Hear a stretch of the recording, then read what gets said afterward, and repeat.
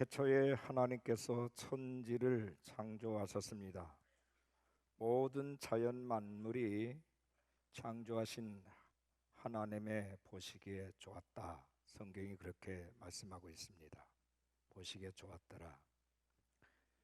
하지만 오늘의 사람들은 이 개발이라는 이름으로 그 자연을 파괴시켰습니다. 그래서 그 자연들이 곳곳에서 신음을 하고 있는 것입니다. 이른바 지구온난화로 인하여서 이상기온이 생기고 공장에서 쏟아져 나오는 오염물질로 인해서 우리 사회가 점점 병들어 가고 있습니다. 자동차에서 배출되는 배기가스로 말미암아 오존층이 무너지고 미세먼지로 인하여서 홍역을 앓고 있습니다. 서울시는 청계천을 복원을 시켰습니다.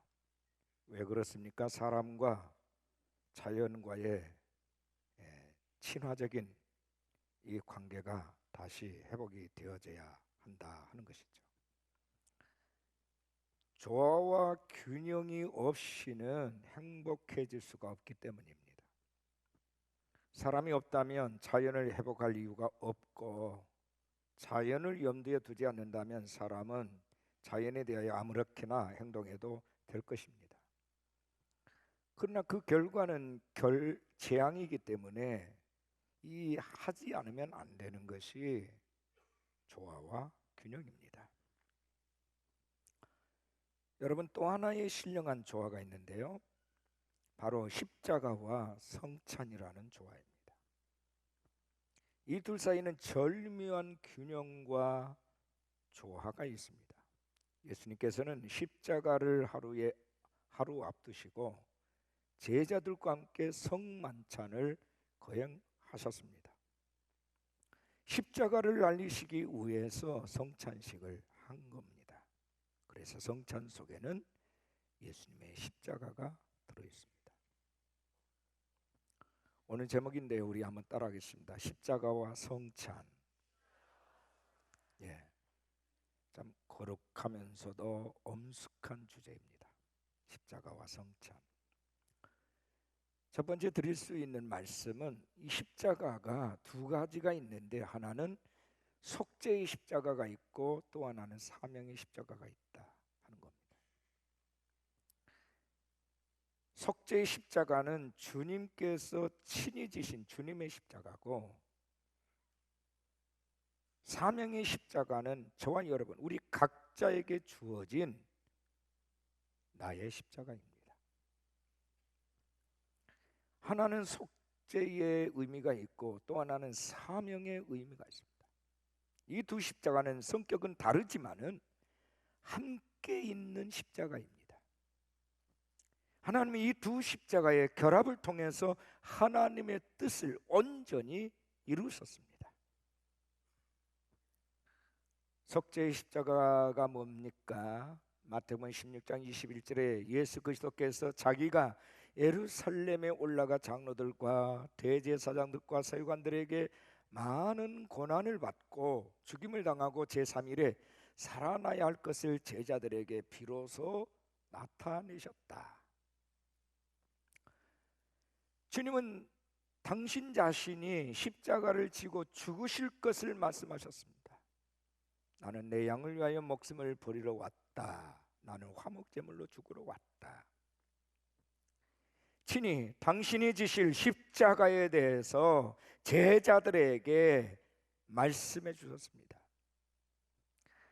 이것은 자기 백성의 죄를 속죄하는 십자가를 말씀한 겁니다. 자신의 죄값으로 죽은 것이 아니라 자기 백성들의 죄를 대신 지시고 속죄하는 대속적인 죽음입니다. 그 결과 우리 모두는 죄로부터 자유케 되는 길이 열렸습니다. 누구든지 주의 이름을 부른 자는 구원을 받습니다. 메시아가 우리에게 대신 져 주신 속죄의 십자가 때문입니다. 또 하나는 사명의 십자가가 있습니다. 주님은 제자들에게 자기 십자가를 지고 주님을 따를 것을 명령하셨습니다. 아무든지 나를 따라오려거든 자기 십자가를 지고 자기를 부인하고 나를 쫓을 것이니라. 마태복음 11장 29절 말씀에 보면 나는 마음이 온유하고 겸손하니 나의 멍에를 메고 내게 배우라. 나의 멍에를 메고 나를 배우라. 이 멍에가 뭡니까? 십자가입니다. 본문 37절 38절에 보면 아버지나 어머니를 나보다 더 사랑하는 자는 내게 합당하지 아니하고 아들이나 딸을 나보다 더 사랑하는 자도 내게 합당하지 아니하며 또 자기 십자가를 지고 나를 따르지 않는 자도 내게 합당하지 아니하니라. 충격적인 말씀이에요. 주님은 주님보다 더 사랑하는 것을 허락하지 않는다는 겁니다. 우리 주님은 부모나 자녀를 무시하지 않습니다. 다만 부모님을 사랑하고 자녀를 사랑하되 주님보다 더 앞세워서는 안 된다.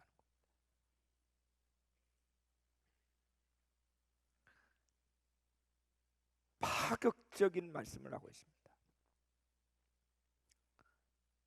두 번째 드릴 말씀은 파격적인 복음의 역설에 관한 말씀입니다. 복음은 역설적이다. 예수님보다 더 사랑하는 것, 부모, 자녀, 재물, 이 모든 것이 우상이 될 수 있다. 주님은 주님보다 더 사랑하지 말라고 분명하게 말씀하고 있습니다. 타협이 없습니다. 십자가의 길은 어떤 선택이 아니라는 것입니다. 어느 집에 혼담이 들어왔어요. 사돈 집이 큰 부자고 양반집입니다. 그래서 사윗감을 보니까 부잣집은 맞는데 양반집 맞는데 사윗감 별로예요. 근데 또 다른 한 집에서 혼담이 들어왔는데 가문은 별론데 사윗감이 영 탐이 나는 거예요.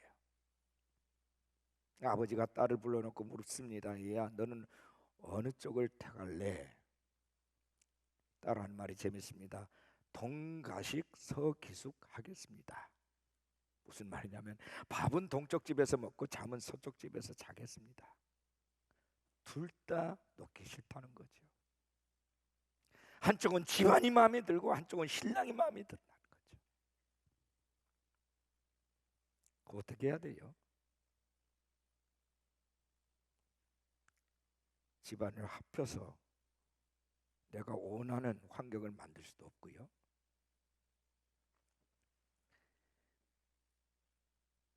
우리 신앙인의 길에는 이런 원리가 통하지 않습니다. 이른바 동가식 서가숙이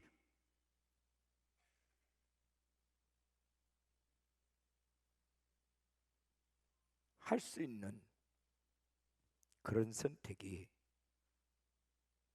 없다 그 말이에요. 출발부터 분명히 해야 됩니다. 그게 신앙입니다. 여러분, 가족이 뭡니까? 가족보다 더 소중한 것이 있을까요? 엄마가 있고 아빠가 있고 자녀들이 있습니다. 얼마나 좋은 환경입니까? 가족은요, 사랑하는 사람들이에요. 아주 친밀한 사람들이죠. 서로 간에 마음 터놓고 얘기할 수 있는 사람들이 가족이에요. 하지만 이 가족이 문제를 유발할 수도 있다는 겁니다. 함께 축복을 나눠야 할 가정이 깨지는 경우입니다. 이럴 땐 반갑지 않고요, 싫어지기까지 합니다. 서로 보지 않는 게 좋겠다는 생각이 들기도 해요. 그래서 가족 해체라는 것이 있는 겁니다. 우리는 신앙적으로 가정이 무엇인가에 대해서 다시 재정립할 필요가 있습니다. 본문 34절에 내가 세상에 화평을 주러 온 줄로 생각하지 말라. 화평이 아니요 검을 주러 왔다. 검이 뭡니까? 칼이에요. 칼. 싸우는 무기입니다. 남을 상해하고 죽음으로 내몰 수 있는 흉기가 될 수 있는 무기입니다. 그래서 칼은 친구가 아닌 원수를 맺는 살상 도구가 될 수 있는 겁니다. 또한 예수님은 오늘 본문에서 시대 비판에 앞장서고 계십니다. 이 시대가 얼마나 악한지를 비판하시면서 기득권층의 삶의 자리를 아주 뒤집어 놓고 있는 모습을 볼 수 있습니다. 지금은 평안한 때가 아니라 위기라는 겁니다. 지금은 괜찮다고 여길 때가 아니라 회개할 때라고 말씀을 하고 있는 본문이 오늘 말씀이에요. 그러시면서 실제적인 예를 가정을 들어서 설명을 하셨습니다. 오늘 말씀에서 왜 예수님께서 가족 해체를 조장한 듯한 말씀을 하셨는지 여러분 의문이 들지 않습니까? 가족 해체가 정말 주님의 뜻일까요? 아닙니다. 오히려 진정한 가족이 무엇인가를 우리에게 말씀하시고자 하신 겁니다. 보면 35절에 내가 온 것은 사람이 그 아버지와 딸이 그 어머니와 며느리가 시어머니와 불하게 하려 합니다. 언뜻 보기에는 가정의 축복과는 정반대되는 말씀을 하고 계십니다. 부모를 공경하고 배우자를 사랑하는 것이 가족 공동체의 질서고 기초 내용이라고 할 수 있지 않습니까? 이것을 예수님이 몰라서일까요? 예수님은 더 잘하고 계십니다. 그런데 왜 이런 말씀을 하셨을까? 그것은 그 이유가 무엇일까? 예수님의 오심 자체가 모든 삶의 질서를 뒤집는 하나님의 심판적인 요소가 들어있기 때문입니다. 죄악을 죄악으로 드러내겠다는 말씀이에요. 못된 것을 못된 것으로 인식하도록 발가벗기겠다는 말씀입니다. 인간의 죄악성이 이러한 파괴적인 관계를 만들었다는 내용은 예수님 이전에도 이미 구약의 미가 선지자가 선포한 말씀이기도 합니다. 미가서 7장 5절 6절을 보면 이렇게 되어 있습니다. 너희는 이웃을 믿지 말며 친구를 의지하지 말며 내 품에 누운 여인에게라도 내 입의 문을 지킬지어다. 아들이 아버지를 멸시하며 딸이 어머니를 대적하며 며느리가 시어머니를 대적하리니 사람의 원수가 자기 집안 사람이로다. 죄악된 인간의 모습을 적당한 때가 되면 하나님이 들춰내겠다는 것입니다. 지금 오늘 우리 시대가 그러지 않습니까? 내가 자식을 과보하고 부모가 나 위해서 한 것인데 때가 되고 보니까 이것이 심판적 요소가 됐단 말이에요. 혼돈이 가득한 사회상 무너진 가정이 얼마나 악을 향해 나가고 있는지, 신뢰할 수 없는 분쟁의 가정으로 나가고 있다는 이 사실을 예수님은 고발하시고 심판하시겠다는 말씀이에요.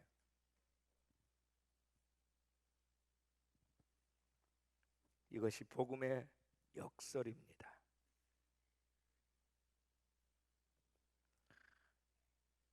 그래서 예수님은 이 시대가 얼마나 미움과 분노로 가득 찼는가를 역설적으로 설명하고 있습니다. 예수님이 생명의 주인이라고 말할 때에 이 땅이 얼마나 죽음의 그림자와 고통이 가득한가를 역설적으로 보여주고 싶었다는 얘기입니다. 예수님이 평강을 선포하실 때 이 세상이 얼마나 근심하며 불안하고 걱정으로 가득 차 있는지를 보여주고 싶었어요. 복음에는 역설이 있습니다. 사랑을 명령하실 때는 너희들이 미워하고 있다는 것을 말해주고 싶은 거예요. 원수를 축복하라는 말 이면에는 너희들이 원수를 저주하고 있다는 이 말씀을 하고 있는 거예요. 아닙니까? 생명을 선물로 주시기 위해서, 생명을 살리기 위해서 구원자로 치유자로 이 세상에 오신 예수님은 이런 무질서와 혼돈의 세상에 대한 엄한 심판만이 있을 뿐이라는 말씀을 역설적으로 하고 있는 겁니다. 또한 예수님은 이러한 시대를 이겨나가는 해결책이 무엇인가에 대해서 우리에게 분명하게 말씀을 하십니다. 그것은 사랑뿐이다. 사랑, 그 사랑의 방향을 바로 잡으라고 촉구하십니다. 사랑의 우선권이 있다고 말씀하십니다. 사랑의 우선순위를 무시하면 안 된다고 말씀하십니다. 너희는 부모보다도 자식보다도 먼저 하나님을 사랑하라. 이것이 사랑의 우선권입니다. 세 번째 교훈입니다. 우리 한번 따라 하실까요? 사랑에도 우선순위가 있다. 예. 사랑에도 우선순위가 있어요. 본문 37절에 아버지나 어머니를 나보다 더 사랑하는 자는 내게 합당치 아니하고 아들이나 딸을 나보다 더 사랑하는 자도 내게 합당치 아니하다. 예수님 말씀은 강력합니다. 이 말씀은 결국 가족을 해체하겠다는 뜻이 아니지요. 예수님은 가족 사랑을 뛰어넘는 하나님의 사랑을 우리에게 가르쳐 주고 싶었습니다. 본문에 말씀하신 바 아버지보다 예수님을 더 사랑하라는 것입니다. 어머니보다 예수님을 더 사랑하라는 것입니다. 내 아들, 내 딸 사랑한 것보다 예수님을 더 사랑하라는 것입니다. 무슨 의미인가요? 사랑의 우선순위입니다. 내가 갖고 있는 모든 사랑과 내가 갖고 있는 모든 관심사 다 잃어도 마지막까지 붙들고 있어야 될 사랑이 있는데 그것이 바로 하나님을 사랑하는 것이다.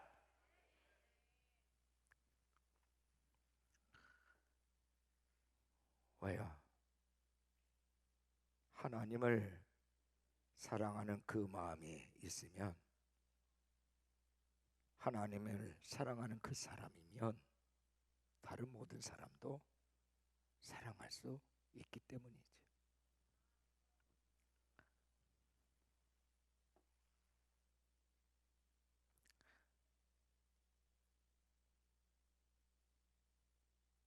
우리가 이 세상을 살아갈 때 제일 큰 슬픈 사건이 무엇일까? 뭐죠? 내가 사랑해야 될 대상을 잃어버리고 있다는 것입니다. 그로 인해서 우리 마음속에 사랑의 열정을 잃어버리게 되고 허무한 자리로 떨어지게 되는 겁니다. 내가 누구에게도 사랑받지 못하고 있고 인정받지 못하고 있다는 것을 경험할 때 우리 인생은 끝없는 어둠의 터널로 떨어지게 되는 거죠. 사랑을 경험하지 못하고 사랑하지도 받지도 못하면 모든 우리 인생 만세가 다 귀찮아집니다. 살아갈 의욕조차도 사라지고 살아있다고는 하지만 사실상 죽은 자나 다름없는 그런 삶을 사는 거죠. 그래서 모든 사랑의 우선순위를 하나님께 둬야 합니다.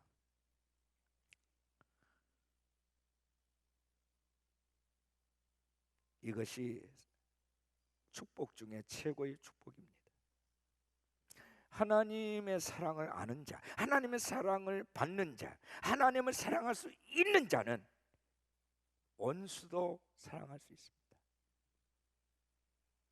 오늘 우리 세상이 왜 이렇게 시끌시끌합니까?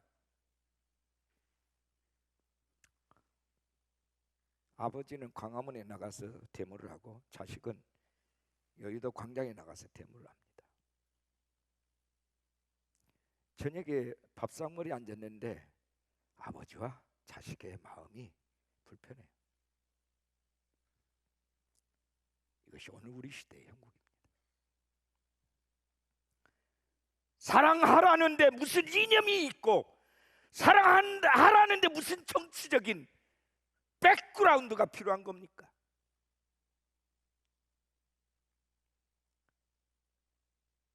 교회 지도자들이 사회를 선동을 하고 분열을 조장하는 겁니까?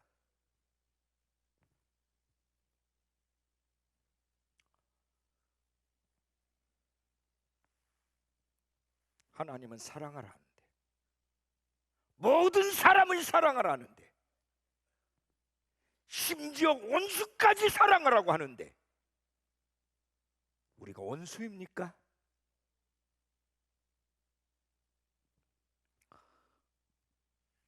풀은 마르고 꽃은 시들어요. 근데 성경 말하기를 여호와의 말씀만 영원하대요. 왜요? 하나님의 말씀만 진리이기 때문입니다.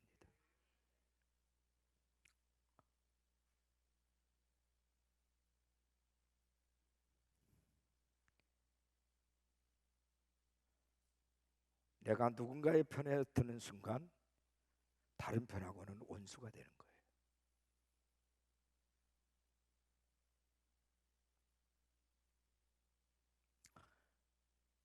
물론 우리는 비진리와 싸워야 됩니다. 예컨대 동성애, 성경이 부정하고 있는 법을 합법화시키는 부분은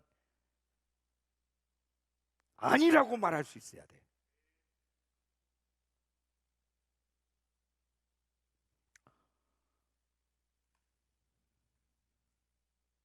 그러나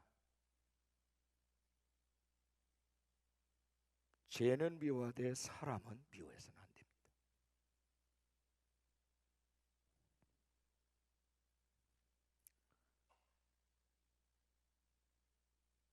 모든 사랑의 우선순위를 하나님과 하나님 말씀에 두시기를 축복합니다. 하나님은 우리를 사랑하신다는 겁니다. 이것이 핵심적 가치입니다. 하나님이 나를 사랑하시고 여러분이 사랑하시고 우리를 사랑하신다는 메시지가 성경 전체의 핵심이에요. 다만 우리에게 필요한 사랑의 방향을 바로잡으라는 말씀이에요. 사랑의 우선순위를 놓지 말라. 내 자녀보다 하나님을 더 사랑할 마음이 있느냐? 내 부모보다 하나님을 더 사랑할 마음이 있느냐? 내 아들, 딸을 사랑한 것 다 아는데, 내 아내, 내 남편 사랑한 것 다 아는데 그보다 예수, 나 하나님을 더 사랑하는 것이 우선이냐? 그렇게 할 수 있느냐? 주께서 이렇게 말씀하고 있습니다. 여러분 보세요. 어린아이들의 적성을 실험하는 방법이 여러 가지인데 그 방법 중에 하나가 기어다니는 아이들 앞에 장애물을 놓고 기어가게 하는 겁니다. 그러면 이 장애물 앞에 가서 멈춰버리는 아이가 있고요, 장애물을 피해 돌아가는 아이가 있고요, 장애물을 흔들고 밀치며 가는 아이가 있습니다. 첫 번째 멈춰버리는 아이는 체념형이고, 두 번째 돌아가는 아이는 도피형이고, 세 번째 막 흔드는 아이는 진취형입니다. 이게 어렸을 적에 다 결정 나버립니다. 이 사람이 어른이 돼도 이 삶의 방식은 똑같습니다. 이것을 오늘 우리 신앙생활로 한번 적용을 해보자면 어떻게 적용할 수 있겠습니까? 체념형은 예수 믿으면서 늘상 신세 타령하고 낙심잘하고 조상 탓하고 남 탓하며 사는 사람들입니다. 우리 민족은 너무나도 체념을 잘하는 이런 기질을 가지고 있어요. 이웃나라 일본은요, 불경기가 10년 이상 지속되고 있습니다. 집값이 5분의 1로 뚝 떨어졌어요. 얼마나 지진이 많이 일어나는지 여러분 아시지 않습니까? 태풍이 많이 오는지 여러분 헤아릴 수 없어요. 그러나 일본 경제가 10년 이상 침체기에 있어도 국민들은 상당히 냉철하다고 합니다. 아주 어려운데도 냉철해요. 근데 우리나라는, 우리 민족성은 조금만 올라도 들끓고 내려도 야단입니다. 우리는 정서가 너무 풍부한 것도 다릅니다. 너무 요동을 치고 낙심을 잘합니다. 유학 가는 아이를 배웅하면서 울고 통곡하는 민족이 우리 민족입니다.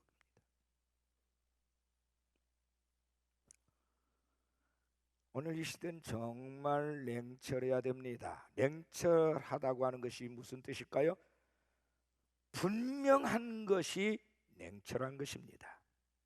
혼합된 것은 냉철한 것이 아닙니다. 분명한 것, 분명하게 주님 앞에 헌신된 사람이 냉철한 사람입니다. 분명하게 자기 십자가를 질 수 있는 사람이 냉철한 사람이에요.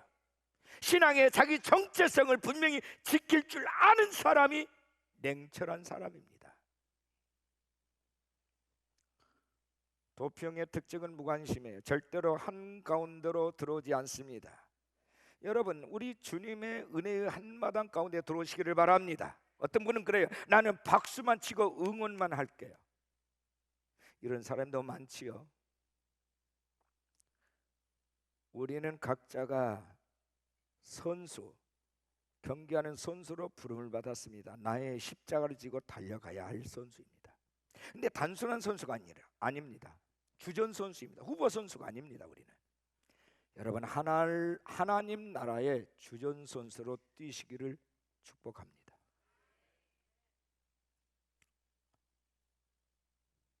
중간지대에 있으면 안 돼요.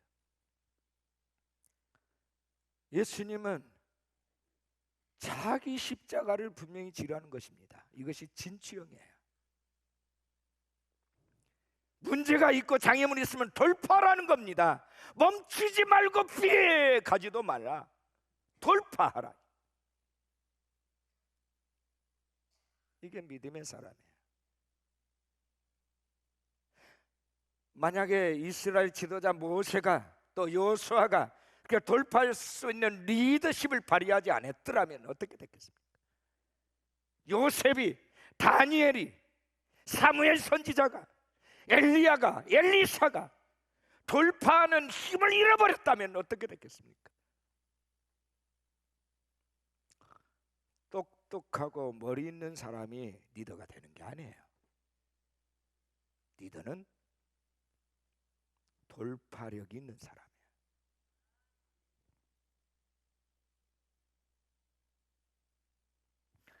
하나님이 명령하신, 하나님이 언약 가운데 주신 거기에다가 생명을 던질 줄 아는 사람이 리더입니다.